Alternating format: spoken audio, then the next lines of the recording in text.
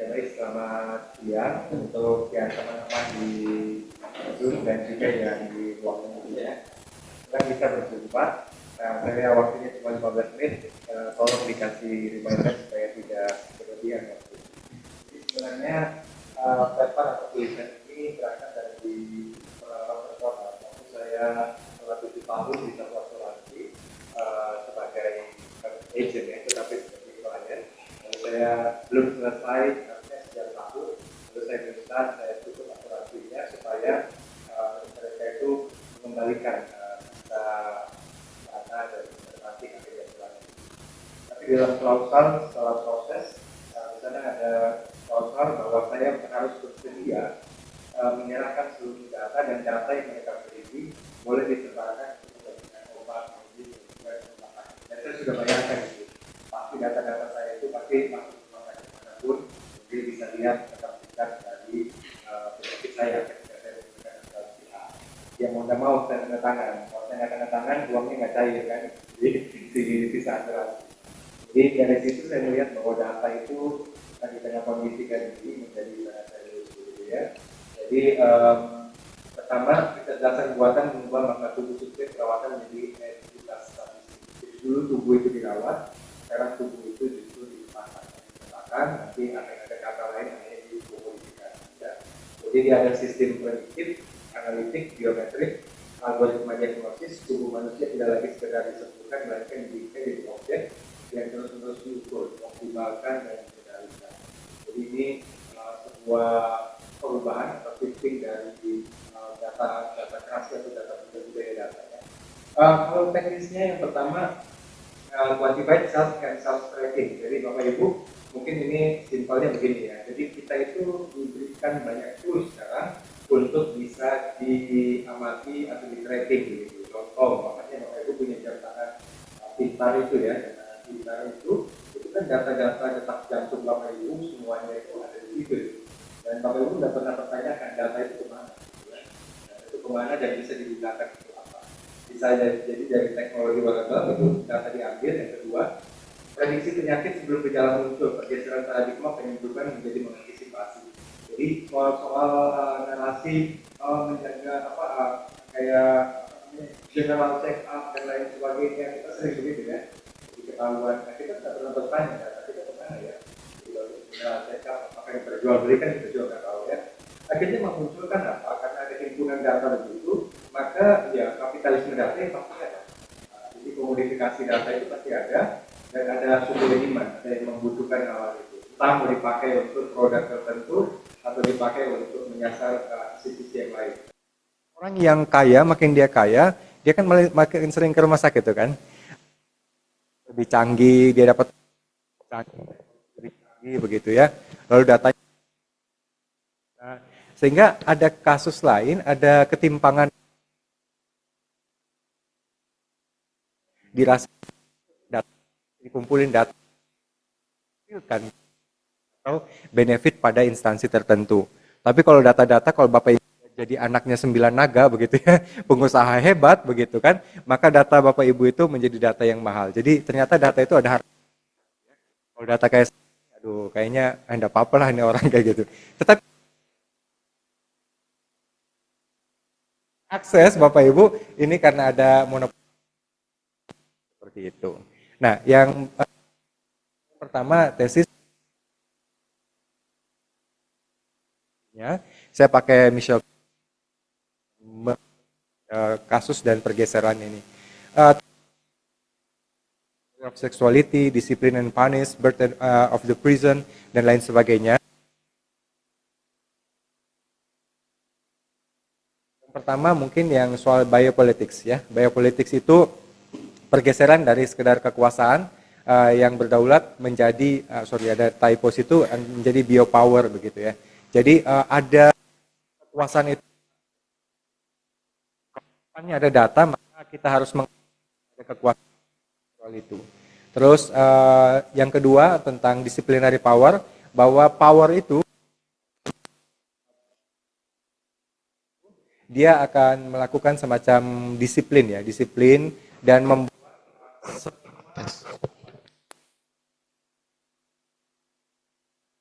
itu yang apa ya, yang di begitu ya.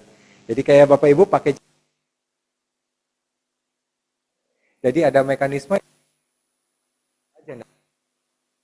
Tetapi sebenarnya itu cara power kekuasaan itu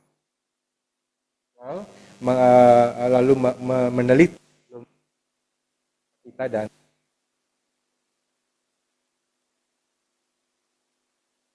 bagaimana pengetahuan dan kekuasaan itu bersinergi dan sesuatu yang tidak pernah kita bahas. Ini tidak ada ya. Nah, dia pakai satu kata yang sangat dari soal istilah panoptikon. Istilah panoptikon ya, panoptikon semacam penjara ya, penjara. Jadi di tengahnya ini di tengahnya ini ruang kontrolnya, di sini penjara-penjara orang-orang yang di sel ini pakai Jeremy Bentham design ya waktu itu ya. Jadi orang di menara pengawas dia melihat ke sana, tetapi menara pengawasnya sendiri itu tidak terlihat siapa. Sama kayak Bapak Ibu lihat di pinggir jalan ada mobil polisi kan, merasa diawasi kan, dan lalu kita memunculkan ketertiban, padahal kadang-kala di dalamnya nggak ada polisi begitu, polisinya tidur atau memang tidak ada polisi di situ kan. Jadi model panoptikon atau surveillance, surveillance of capitalism ini real adanya, bahwa kita itu dikontrol, termasuk data ketubuhan kita itu. Foucault itu, sehingga didisiplinkan, tapi disiplin pakai power yang kelihatan, tetapi didisiplinkan. Bayangkan ada polisi di sana lalu kita taat lalu lintas,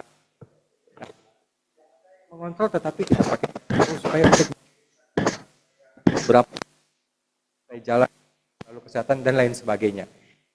Lalu sehingga IMED operasi sebagai panoptikan digital. Jadi kita itu diamat-amati, diintai, dilihat, diteropong dari tertentu yang tanpa sadar kita tidak sadar kadang-kala. Artikel ini salah satu tujuannya yang menyadarkan ya, supaya Bapak Ibu sadar bahwa ada mekanisme yang seperti itu di belakang hal-hal yang tidak kelihatan. Tubuh tidak lagi sekedar dirawat, diawasi terus-menerus melalui aliran data, tanpa sadar individu terdorong mendisiplinkan diri. Diet, olahraga, metrik, periksa kesehatan, lalu scan kesehatan macam-macam, lalu datanya itu mengalir ke sana dan memenuhi seringkali tidak transparan. Rumah sakit nggak transparan Bapak Ibu. Kita di mana? Kalau yang klasik begini, Foucault tidak bicara secara spesifik tentang AI medis, tetapi kurang lebih begini ya, infrastruktur data, penglihatan jadi sensor, penjara fisik jadi ekosistem kesehatan digital. Data-data Bapak Ibu kalau pergi gym kan diukur semua itu kan, diukur ini, ukur itu, pertanyaan datanya itu kemana begitu kan. Dan saya selalu kadang-kala mencurigai kalau di surveillance kapitalisme itu, jangan-jangan ada pengepul data ini, data kita di gym-gym itu dilihat, lama-lama dipetakan begitu ya. Tapi karena terkenal mungkin tidak terlalu mahal, begitu ya, disiplin tubuh dan lain sebagainya, Lanjut lagi ya. Kedua saya pakai Antiqua et Nova, ini salah satu ensiklik dari Katolik, gitu ya, untuk menghadapi perluasan logika biopolitik modern oleh AI. Visi teologis ini untuk bukan untuk menolak teknologi, kita butuh karena mekanisme rumah sakit itu begitu ya, kita nggak mungkin menolak, melainkan untuk mempertahankan martabat intrinsik manusia di tengah pusaran data. Nah, saya perlihatkan filenya dulu sedikit. Jadi dokumen ensiklik ini Bapak Ibu nanti bisa baca sendiri lebih detail. Ini filenya, ini Antiqua et Nova. Nah, ini tahun 2025. Ini ensiklik yang dikeluarkan oleh Gereja Roma Katolik, dan Roma Katolik itu keren banget deh. Apapun bicara iklim ada Laudato Si, dan ini bicara tentang media zaman dulu punya Inter Mare-Fica, bicara tentang Asia macam-macam. Nah, ini tentang AI yang sangat lengkap, bagaimana sudah diterjemahkan juga bahasa Indonesia. Kalau Bapak Ibu mau bisa ambil di sana atau bisa nanti minta ke saya nanti berikan. Nah, ini kalau Bapak Ibu lihat, ini ada sebarannya di mana-mana, ada kategori tertentu. Namanya di tesis nomor 76 bahwa AI itu martabat itu non-negotiable. Martabat manusia kan 76. Kembali ke buku kuning nomor 76, di scroll aja ke bawah ke nomor 76. Cara pakainya kayak begitu ya Bapak Ibu ya. Luar biasa orang pemikir-pemikir Katolik itu ya. Kita lagi bingung ini gimana gunakan AI, mereka sudah punya ensiklik satu gitu ya untuk seluruh umat di 76. Lebih jauh lagi, integrasi AI ke dalam dunia perawatan kesehatan juga beresiko memperbesar ketimpangan lain yang sudah ada dalam akses ke layanan kesehatan. Mereka perawatan dan seterusnya. Bapak Ibu sendiri. Kurang lebih yang pertama dari sebaran itu, yang pertama yang martabat jadi sesuatu yang penting. Itu tesis yang penting. Yang kedua, anti reduksianisme artinya kita harus memiliki penghormatan yang mendasar terhadap martabat manusia untuk menolak segala pembiaran atau keunikan seorang dianggap sekedar sebagai serangkaian data. Itu bukan data. Bukan data, itu manusia ketubuhan itu tuh manusia dengan unik. Jadi kalau kita mereduksi manusia itu hanya semacam data, kita itu seperti kita berteman, tapi kita nggak mikir teman kita ini sebagai sumber cuan aja begitu kan. Itu kan sangat-sangat tidak beretika ya menurut saya ya. Jadi 94 memberikan penekanan anti reduksianisme. Yang berikutnya relasional, ini saya rasa simpel bahwa hubungan yang ada itu hubungan tenaga medis dengan sumber penghasilan atau dengan data-data saja, tetapi manusia relasinya itu benar hubungan, maka tadi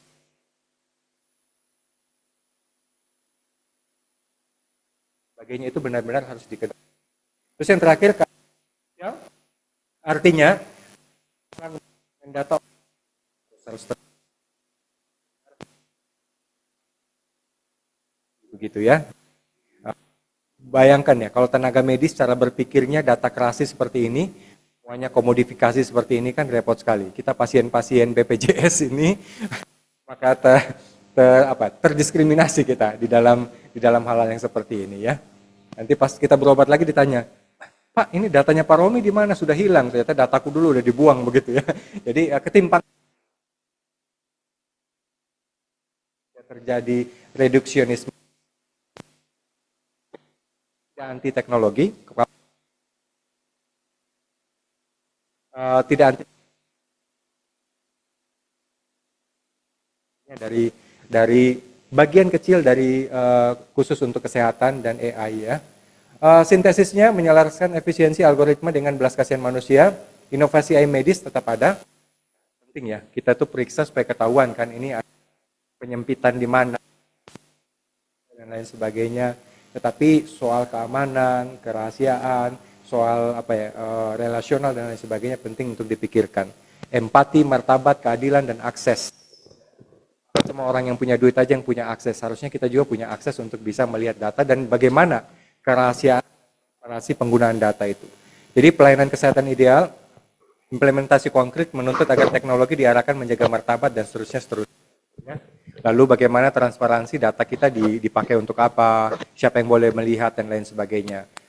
Mungkin kurang begitu. Implementasi yang terakhir, visi teologis anti-Quiet Nova dalam konteks AI medis menuntut agar teknologi secara konkret diarahkan untuk menjaga martabat manusia, menolak reduksianisme, memperkuat relasional dan pelayanan kesehatan, serta memastikan keadilan akses bagi semua, terutama yang paling rentan. Ini sudah penutup. Jadi Bapak Ibu, ini setelah saya sampai di sini, saya merasa bahwa penelitian ini masih jauh. Saya hanya memaparkan ini tesisnya Foucault, ini anti-Quiet Nova, lalu anti-Quiet Nova dipakai untuk memberikan respon terhadap analisis Foucault terhadap konteks yang dari medis gitu ya. Jadi saya rasa apa kebaruan? Saya juga mikir-mikir juga itu. Kalau sebelum ditanya kelemahan Pak ya,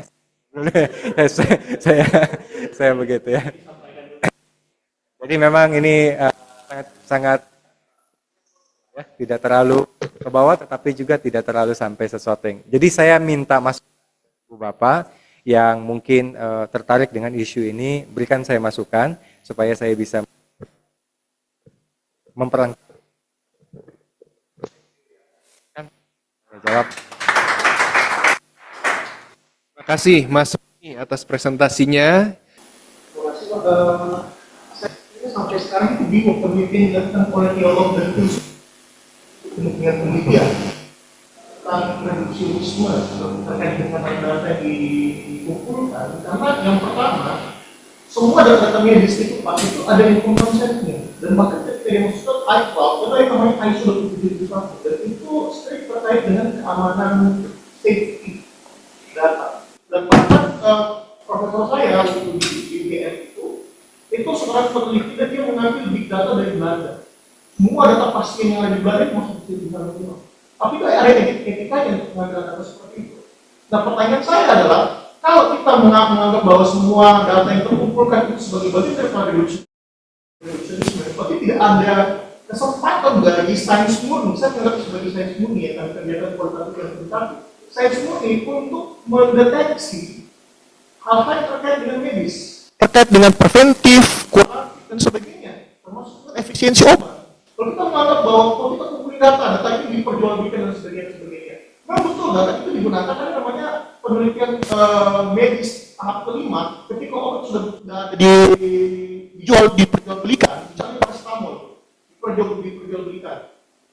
Kita ingin tahu efeknya 50 tahun ke depan itu seperti apa. Kita butuh data pasien. Kalau kita menganggap bahwa semuanya reduksionisme, kita nggak boleh ngasih data kita kepada supplier obat. Bagaimana kita tahu bahwa paracetamol itu berdampak dalam 50 tahun ke depan atau berdampak pada kehamilan? Jadi mungkin perlu klarifikasi sedikit tentang itu reduksionisme dan juga kita harus hati-hati terkait dengan kombinasi antara penelitian filosofis dengan penelitian praktis di lapangan. Bapak, maaf, namanya siapa Pak? Pak Luki, dokter dari rumah sakit? Iya, saya di kampusnya. Oh, rumah sakit Baptis. Ya, kalau dari Baptis, Oh ya, di mana itu Pak? Di Kediri. Iya, baik. Terima kasih Pak pertanyaannya. Ya, silakan Pak Romi. Pertama Pak Luki dengan kerendahan hati serendah-rendahnya. Ya memang mekanisme metodologi STEM begitu ya.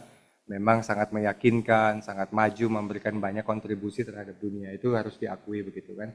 Tapi soal-soal metodologi ini kan sudah lama juga, kayak Thomas Kuhn sudah memberikan kritik keras terhadap terlalu saintifik yang terlalu ke sana, sehingga melihat bahwa ilmu-ilmu lain itu seperti seolah-olah tidak punya sisi metodologikal saintifik juga. Makanya kan di luar itu kan namanya sains alam dan sains sosial kan begitu. Dua-duanya ya kita harus saling menghargai ya. Apalagi kalau filsafat juga begitu ya, Pak Filsuf lagi gitu kan. Katanya ibu dari semua ilmu kan, atau teologi kan. Lebih-lebih dia semua ilmu ini ilmunya Tuhan ini Pak gitu. Jadi kadang-kala kita ini saling mengklaim metodologi mana, field ilmu mana yang paling memberikan kontribusi yang paling baik. Itu kan bukan pendekatan sebagai seorang scholar, kita harus belajar untuk interdisipliner ya. Mungkin itu pendekatan saya. Jadi kalau Bapak bingung melihat bagaimana metodologi, bingung metodologi kok semuanya sok pasti-pastian begitu kan. Padahal ada fisik dan lain sebagainya, ada banyak perkembangan lah. Lagi pakai tesisnya Thomas Kuhn ya selalu ada anomali lah di dalam banyak hal. Tapi oke lah, kita mengesampingkan egosentrisme, ego sektoral bidang ilmu ini ya Pak ya. Tapi terima kasih untuk masukannya. Mungkin kita harus menjaga jarak Pak ya, supaya tidak terlalu kelihatan comot-comot cocokologi gitu ya. Thank you. Kedua, pertama saya tidak sampai titik memahami reduksionisme dalam pengertian yang sangat naif melihat pengumpulan data Pak. Jadi pengumpulan data itu tetap penting untuk kesehatan ya, mau tidak mau mekanismenya sudah begitu Pak. Cuma ini contoh, saya kasih contoh mungkin tidak apple to apple ya Pak ya. Bahwa kayak kita di sekolah di kampus, siswa itu siapa menurut kita? Itu kan pertanyaan kan. Siapa menurut kita student ini? Bisa banyak kategori gitu. Bisa saja dia ini, wah ini cuma angka-angka yang memang orang-orang masuk dan menambah pendapatan dan lain sebagainya. Ada banyak orang-orang yang menjalankan dunia pendidikan yang melihat bahwa siswa itu komoditas itu. Ada begitunya. Reduksionismenya di sisi yang seperti itu Pak. Saya menjamin bahwa dokter-dokter atau tenaga medis Kristen tentunya tidak begitu ya. Menjaga martabat manusia dan lain sebagainya. Cuma tafsir orang terhadap realitas ini kan bisa begitu. Tanpa disadari kadang-kala bisa begitu. Nah saya percaya juga ada kode etik begitu Pak ya. Kode etik medis. Lalu tentunya bertanggung jawab setiap rumah sakit Tetapi kebocoran-kebocoran di dalam kajian-kajian surveillance kapitalisme itu terlihat jelas ada penyimpangan-penyimpangan begitu ya. Contoh kayak kasus perang ini Iran dan Amerika. Data-data intelijen itu kemana-mana ya. Siapa yang bocorkan, ini masuk kemana, lalu ini dijual kemana, dan lain sebagainya. Nah, ini sedang memberikan sebuah alternatif berpikir, ada kemungkinan begitu Pak. Mungkin kalau di tempatnya Bapak cukup baik ya puji Tuhan lah begitu ya. Tetapi ada case-case yang kayak begitu juga terjadi di lapangan, ada yang begitu juga. Nah, soal reduksionisme saya rasa tidak sejauh itu saya memahaminya. Reduksionisme yang saya pahami itu sesuai dengan visi dari Antigua et Nova itu, bahwa oke, pengumpulan data tetap dipakai, tetapi bagaimana tafsir terhadap data itu jangan sampai membawa sebuah bibit reduksionisme. Sehingga seolah-olah kalau pasien yang berobat ini memang pasien kelas kakap, uangnya banyak, lalu mekanisme pendampingan dan perawatan dan segala macam tracking datanya baik, datanya disimpan baik-baik dan lain sebagainya begitu ya. Itu juga agak ya keadilan lah untuk wah ini nanti reduksi, lalu kita nggak usah buat buat pengumpulan tracking data dan lain sebagainya. Jadi pertama memang jawabnya Pak, tanggung jawab terhadap keamanan data, kalau itu sudah dilakukan itu baik banget, sangat positif, itu bisa jadi contoh, dan itu tetap dibutuhkan. Saya juga data kolesterol saya berapa butuh Pak. Cuma pertanyaan saya, data saya itu kemana, sejauh mana itu di transparansi. Muncul iklannya kan, nah kita bertanya ini pengumpulan datanya dipakai bertanggung jawab atau enggak. Jadi saya rasa itu saya punya hak juga untuk mempertanyakan itu kan. Reduksionisme itu ke arah tafsir ya Pak. Tafsir dokter yang tidak baik dia akan melakukan mekanisme reduksionisme yang seperti itu. Guru yang tidak baik juga bisa melakukan itu. Teolog yang baik juga begitu. Pendeta, pengkhotbah yang juga melakukan reduksionisme, memandang bahwa gereja itu hanya sebagai sumber penghasilan itu juga bisa juga begitu. Jadi ini semacam bukan saja Pak. Tidak menuduh sejauh itu Pak, tidak ada maksud itu. Nah, Pak ini mau kasih jawaban saya ini sama-sama kita ini, sana ini Foucault sama Kierkegaard. Terima kasih. Iya. Psikologi juga kan sekarang bergerak ke saintifik. Padahal objeknya adalah jiwa. Itu tapi sudah menyebut itu saintifik. Nah, kalau dalam dua aspek itu sebenarnya kira-kira sudah menyebutkan itu, pemilahan subjektivitas dan objektivitas. Yang objektivitas itu ada atau the theory of coherence, ada koherensinya. Padahal dalam kejiwaan pun ada koherensinya. Oke, baik. Jadi sebenarnya saya mau balik pada tadi bahwa manusia itu menjadi menjadi komoditas. Reduksinya di situ. Jadi manusia itu bukan lagi dilihat sebagai manusia individu yang equal, mempunyai harkat dan martabat yang setara. Ketika masuk dalam di data kita melihat dan dilihat manusia, tapi sebagai data. Di situ reduksinya. Sehingga lihat padahal dalam bioetika yang akan dilihat adalah sebagai manusia seutuhnya. Lalu kemudian terkait data, ini sebenarnya itu kritik Foucault yang sangat keras. Lalu yang terkait data dan perlindungan data itu sebenarnya sudah menurut hemat saya itu sudah menjadi bahan perenungan sejak zaman Socrates.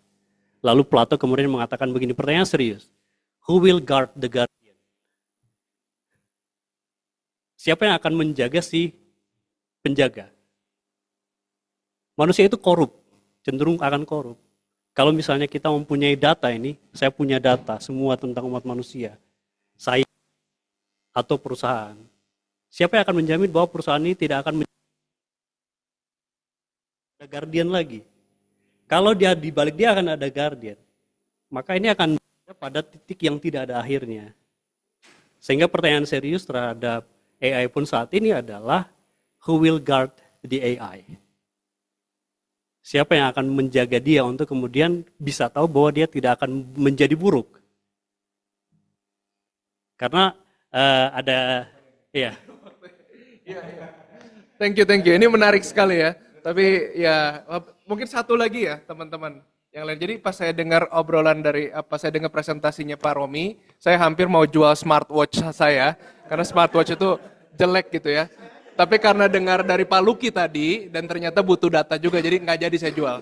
Oke, kalau nggak bisa lanjut ke Pak Luki ya.